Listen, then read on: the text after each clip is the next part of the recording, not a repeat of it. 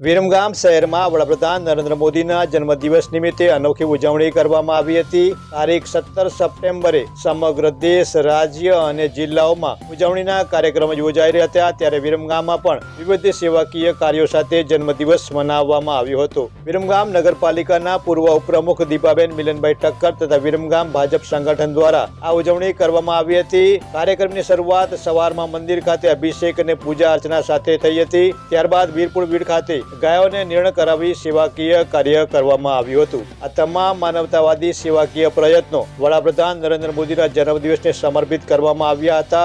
દેશ માટે તેમણે કરેલા યોગદાનને માન આપવાના હેતુસર આ સેવા પ્રવૃત્તિઓ હાથ ધરવામાં આવી હતી। આ પ્રસંગે પૂર્વ ધારાસભ્ય વજુભાઈ ડોડિયા, શહેર સંગઠનના હોદ્દેદારો, નગરપાલિકા કાઉન્સિલરો સહિત કાર્યકરો ઉપસ્થિત રહ્યા હતા।